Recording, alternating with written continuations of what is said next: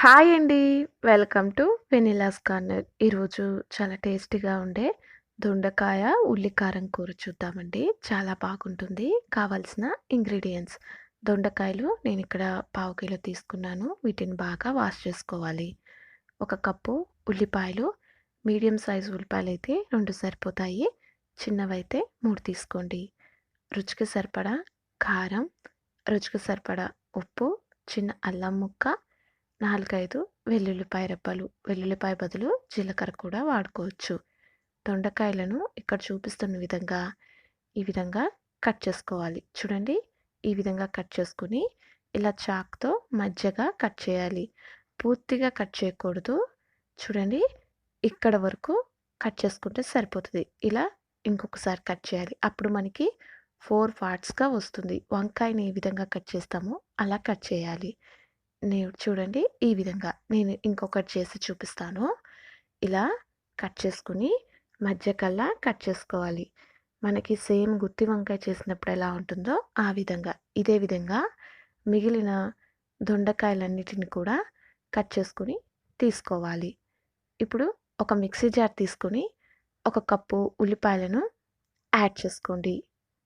ఇలా ఉల్లిపాయలను పెద్ద పెద్ద ముక్కలుగానే తరుక్కుంటే సరిపోతుంది. ఒక చిన్న అల్లం ముక్క, 4, 5 వెల్లుల్లి రెబ్బలు, రుచికి సరిపడా ఉప్పు, రుచికి సరిపడా కారం వేసుకొని కచ్చాబచ్చాగా బాగా గ్రైండ్ చేసుకోండి. చూడండి, మనకి ఈ విధంగా ఉండాలి. ఇలా గ్రైండ్ చేసుకున్న దాన్ని ఒక మిక్సింగ్ బౌల్‌లోకి ట్రాన్స్‌ఫర్ చేసుకోండి. ఇప్పుడు మనం కట్ చేసుకున్న దొండకాయలు తీసుకొని ఈ ఉల్లి కారాన్ని అందులో బాగా స్టఫ్ చేసుకోవాలి. బాగా స్టఫ్ చేసుకోవాలి నిండుగా. చూడండి, ఇక్కడ చూపిస్తున్న విధంగా బాగా లోపలికల్లా పెట్టుకోవాలి. ఈ విధంగా పెట్టుకోవాలి. నేను ఇంకొకటి పెట్టి చూపిస్తాను. ఇలా దొండకాయని తీసుకుని, ఉల్లి కారం తీసుకుని ఈ విధంగా లోపలికల్లా బాగా స్టఫ్ చేసుకోవాలి. ఇక్కడ చూపిస్తున్న విధంగా చేసుకోండి. ఇదే విధంగా మిగిలిన దొండకాయలన్నిటిలో కూడా ఈ ఉల్లి కారాన్ని స్టఫ్ చేసి తీసుకోండి. చూడండి, ఈ విధంగా అన్నీ రెడీ చేసుకోవాలి. ఇప్పుడు ప్యాన్ పెట్టుకుని 1 టేబుల్ స్పూన్ ఆయిల్‌ని వేసుకోండి.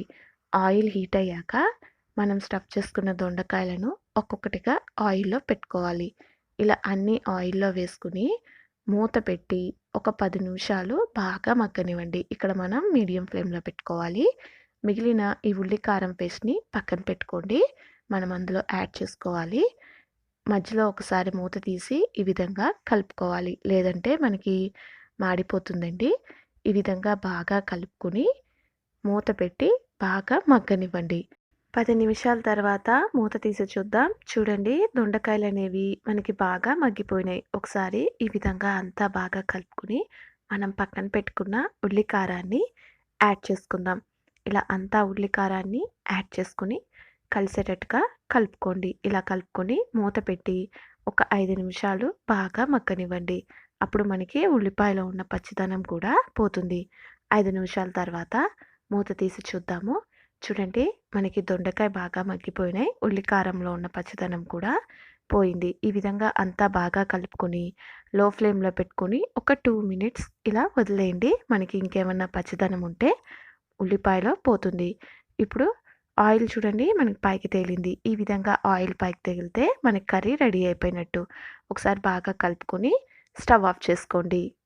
అంతేనండి, ఎంతో టేస్టీగా ఉండే దొండకాయ ఉల్లి కారం కూర రెడీ అయిపోయింది. చాలా బాగుంటుందండి.